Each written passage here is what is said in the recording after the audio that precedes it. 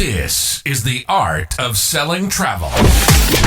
We're diving in to give you useful and practical tips on how to make more money starting now. We're pulling back the curtains on the best sales strategies to show travel professionals how to close more sales and create raving fans. Helping travel advisors master the art of selling travel. You can't market your way out of a selling problem. This is the art of selling travel. And here to guide you through it all, Glenda Beagle. Are you tired of creating offers or putting out a group tour or trying to get people to buy something and it just falls flat? Have you planned a group trip to Iceland or an Alaska cruise or a Caribbean cruise or a trip to Africa or whatever it is, and it's like pulling teeth to get people to join? That might be because it's not an offer. It's just a post. So on today's episode, we're going to be diving into what it is that actually makes something an irresistible offer. Not just something that's for sale, not just something people can book, but an actual irresistible offer. So what is an offer? An offer is simply a product that you want to sell. You know, sometimes when we hear people talking, whether it's business coaches or even when you attend your travel conferences, things like that, they're talking about you've got to put out offers. But what really makes an offer something people want to buy? There's two ways of looking at it. One, they can be driven by price. And, you know, it works to a degree, but really that is truly a race to the bottom. And unless your entire business model is being built on let's make everything the cheapest humanly possible, it's not going to be a good business model. In fact, did you know the least loyal clients are the price-driven clients? So I don't know about you, but never, ever, ever will it be a part of my business model to ever be a price-driven offer. So we want to make sure that instead we're creating something of value, whether that's a perceived value or an actual value. And, you know, and even when I say that, really and truly, they are the same. I kind of always laugh. I remember when my dad was telling me he'd been shopping for a brand new pickup truck. This was a number of years ago. And he was a farmer at the time. And so he was looking for a pickup truck. And in the showroom, they had a fully tripped out sports car. And again, it's a few years ago, so pricing has changed and everything else. But I remember him saying to me, my goodness, okay, that's not quite the word he used, but you know, we're trying to keep it clean. I can't believe that somebody would pay $38,000 for a sports car. Like, what a waste of money. Who pays $38,000 for a brand new car? Well, here's the deal. At that particular time, he was shopping for a pickup truck. So instead, he paid $50,000 for a brand new pickup truck and never thought anything of it. Now, for those that are completely focused on the price, that really doesn't seem to match, because here he is, more than $10,000 difference, and he never thought twice. Here's the other thing. He didn't quite get the color he wanted, and it wasn't quite the box size that he wanted. So a month later, when the dealership called and said, hey, remember how you wanted that in diamond white? Guess what? We happen to have one, and it's a short box. He's like, oh. So he went for a drive that afternoon and came home with a second brand new truck. Why would somebody spend $100,000 on new vehicles when they thought $30-some thousand was way too much? Because they didn't see the value. So when you are working entirely on price-driven languages, on price-driven marketing strategies and things like that, you don't actually know what's triggering the motivations of your clients. So that brings us to our second option. You can sell something that solves their problem. And you know, here's just a little bit of a catch-22 on this. Even those price-driven clients, they still want you to solve their problem. They still want something that's going to give them a degree of value in some other part. If you want clients to say yes to big ticket events, to big ticket items, you have to give them a reason why they can't say no. Now, don't get me wrong. One thing I'm going to hear from so many of you is, but I'm going. Isn't that awesome? And my goodness, you are fabulous. Heck, I hear from you guys quite often through emails and Instagram DMs, things like that. You are beyond fabulous, but your fabulousness is not enough to fill out a tour. You by yourself are not a big enough draw to make it worthwhile, especially if all you're doing is pulling something out of a brochure, picking a date of a tour that they could book completely on their own any other time, and calling that to the value add. Now, what is it you need to add? Well, there's a couple of things with that. And we really do go deep into this as a part of the Travel Sales Authority program that we have. That's where we really talk about all the different elements that go into that and how to actually position it. But what I really want to talk to you about today is how to position you, or just simply making sure that your clients understand and recognize the value of what it is that you are adding to the tour. So why would people want to travel with you? What are all the reasons? Now, if you're driving, obviously you can't stop, pull over and grab a pen and paper.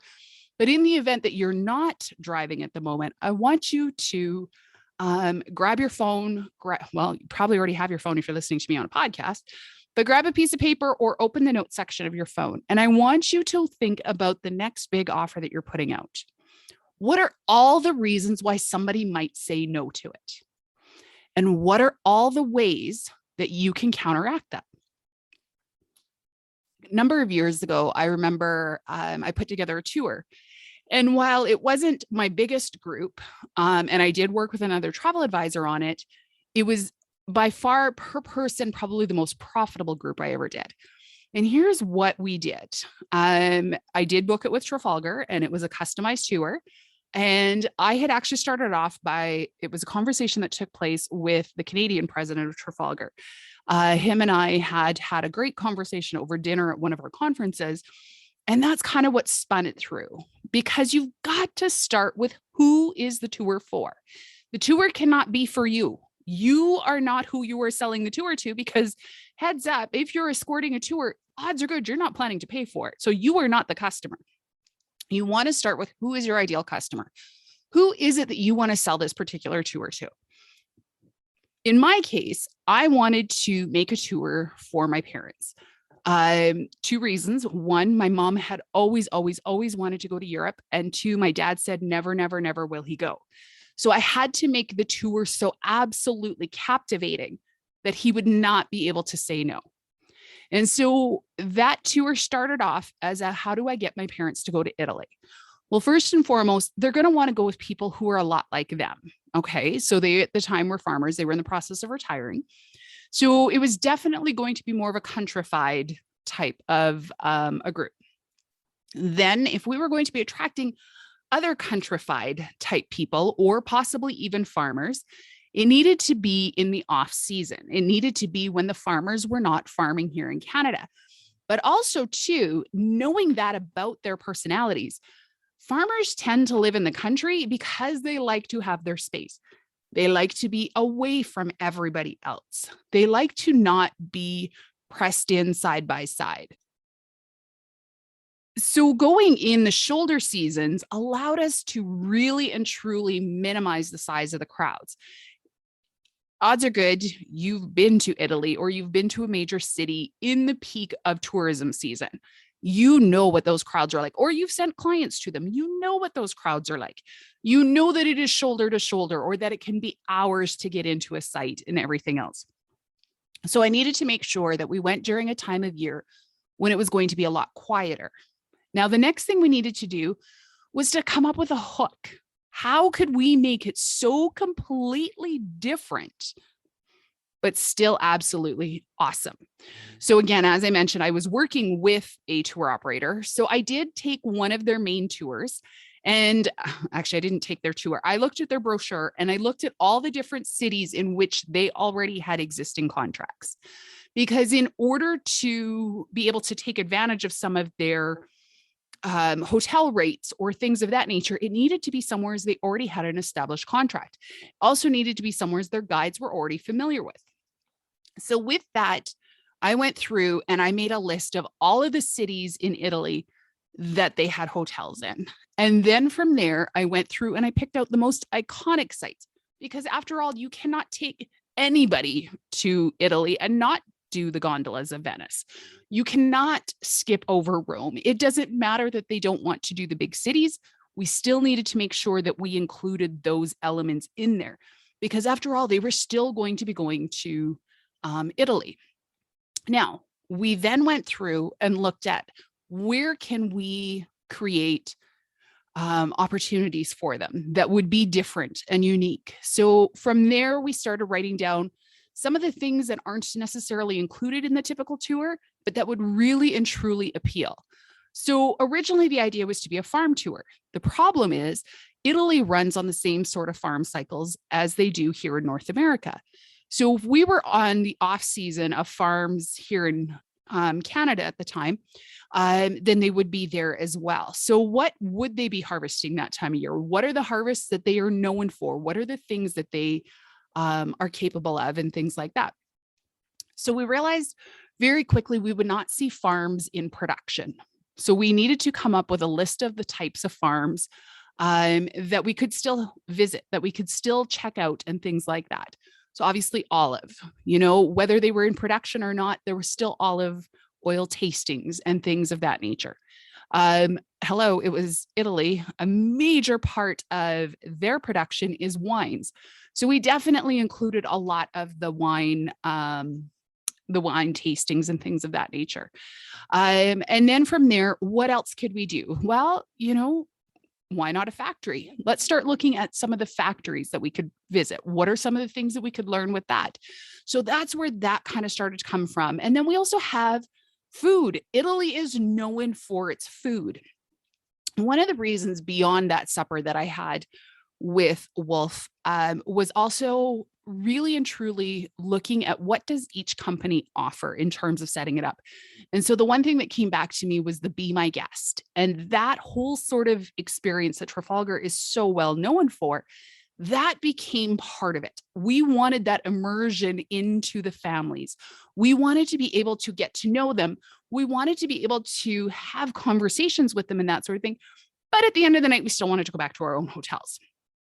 So that became a really core principal feature of what it was that we were doing for the clients, of how it was that we were going to make this event happen. So now we've got it all together.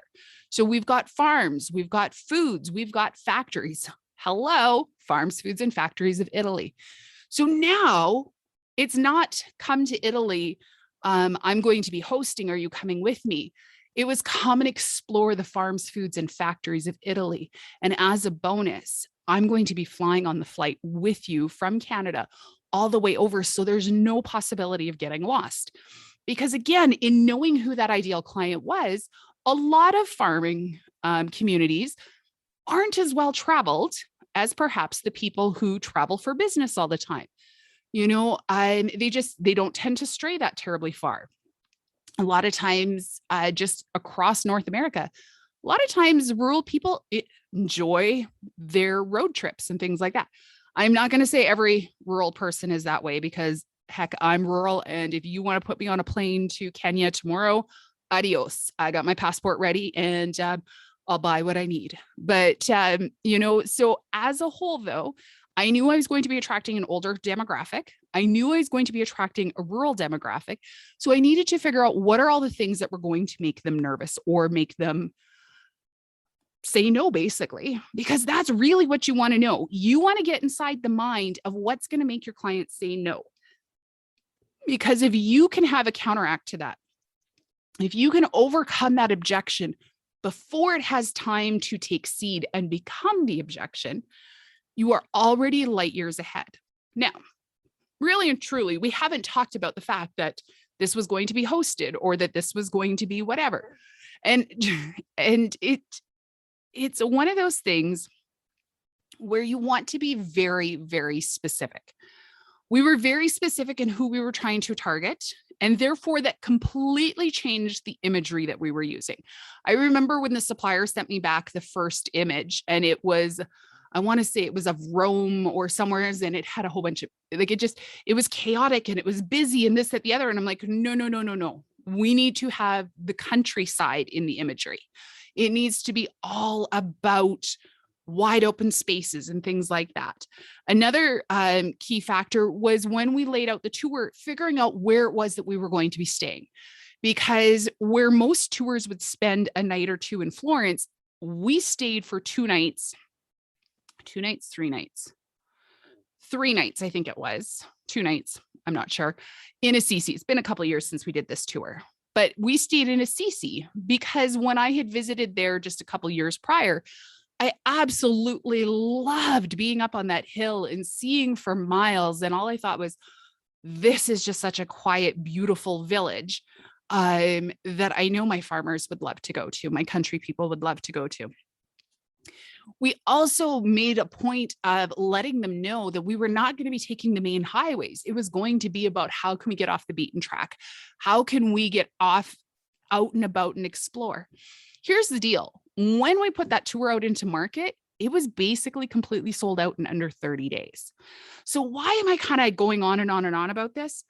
Because at the same time, a part of the company that I was with, I remember going to Toronto, sitting around a boardroom table with other agency owners, all of whom were in their business selling. So really and truly all $1 million plus agents annually sitting around the table. And the marketing team came in and said, okay, so here's the deal. You guys asked for these tours. We gave you special tours. Why aren't they selling? We told you. And I remember sitting there and I actually said to them, I said, great. So you have a room full of $1 million agents, sell us. And so they're like, well, you can find this tour on page 68 of the brochure. And we'll throw in we'll give you an electrical charger or a backpack if you book. I'm sorry, what? That's what your irresistible offer is? You're going to give them an electrical adapter? No, no, no, no, no. Why will somebody travel on an existing itinerary on a specific date just because we told them to? You need to find something that's going to take it to the next level, something that's going to take you to create a value, a perceived value, a real value, something that's going to give them a story. Let's be honest, when people travel, they want something that they can say, hey, check out what we did. And I assure you, with our farms, foods, and factories, people would talk about that and people wanted to join. In fact, very few, I'm trying to think here. Yeah, very few of our passengers traveled alone. Most of them brought friends with them. Most of them brought other people along with them or heard about it from somebody else who wanted to go but couldn't go. But because they love the concept so much, they spoke it up and sold it for us. It was absolutely fantastic. So we want to make sure that we're doing things that are going to really and truly pull people in, that we're going to make them go, wow, I can't believe I get to do this. But if you're just simply saying, we're going to do an Alaska cruise, it's the Inside Passage of Vancouver to Whittier, and we're going to go on the 17th of July. What is the benefit of doing that versus the 10th of July? Now, don't get me wrong. I am all for hosted cruises. I am all for all the things, but just simply to pick a random date and call that good, that's not enough to get it sold. You need to figure out what that perceived value is. That perceived value may be that at set times each day, you are going to find me in the lobby so that there's things that we can do. If you're ever worried about eating dinner alone, don't worry, I'm going to be on board.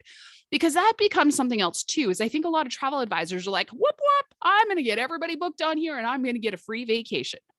When I went to Italy, the rule was, and I talked with the other travel advisor before we went, we had an alcohol limit. I can't remember if it was 1 drink or 2. I don't drink alcohol, period, when I'm working, because that just doesn't work for me. I'm not a big drinker anyway, so not really neither here nor there. But when I'm hosting in that type of an event, It is 0 alcohol, at max 1 drink a day.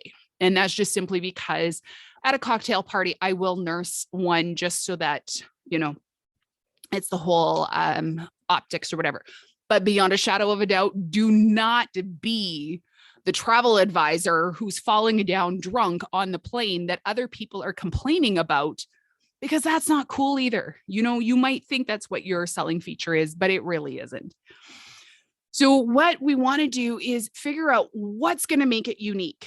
Is it the fact that you are going to be in the lobby of the cruise ship? Is it that you're going to be here, there, or everywhere? For mine, for Farms, Foods, and Factories, a lot of people, when they were on the edge about whether or not, I don't know if this really is what I want to do or not. And I said to them, well, here's the good news, because one of the big things, and a lot of people don't like to talk about their fears. So you need to anticipate them so that you can talk about them before and bring them up.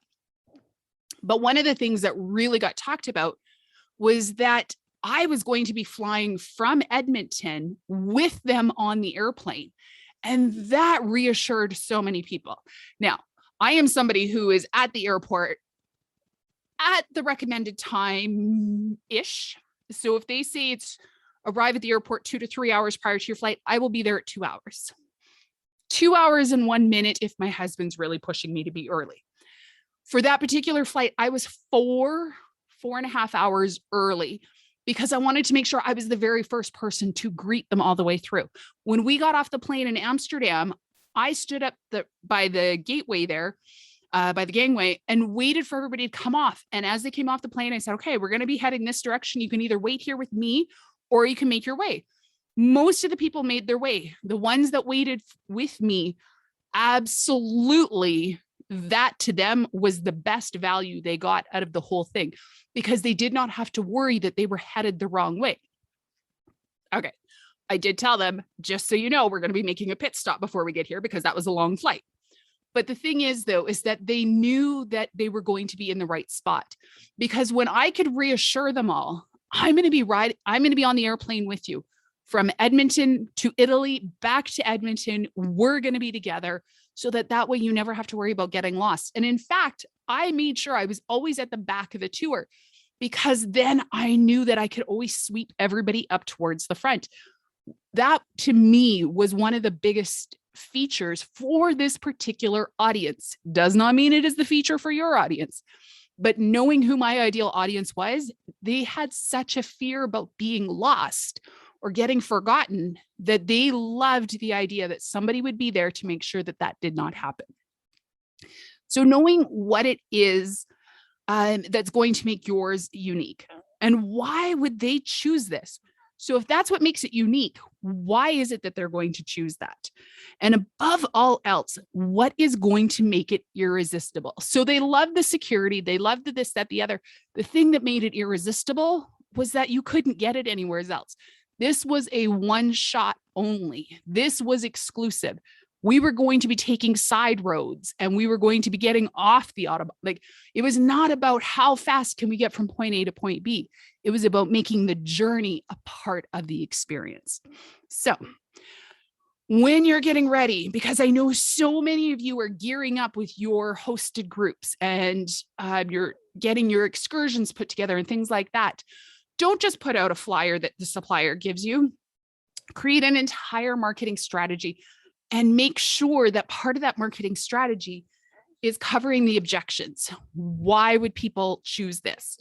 Why would they not want to do this? What is it that's going to make this completely different? And then start building it from there.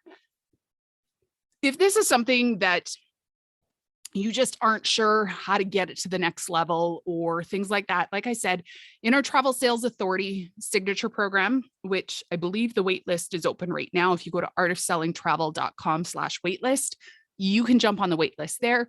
We're going to be diving deep into that on the next round. But what I wanted to also let you know is during the next 3 weeks, we actually have a 3-part mini series all about service fees. We're going to be talking about who should be charging them, who should not be charging them. We actually have an interview with the amazing Kate Sullivan out of DC. She's a travel advisor, Anthology Travel, I believe is the name of her company. And so we had like a really in-depth fantastic conversation about it.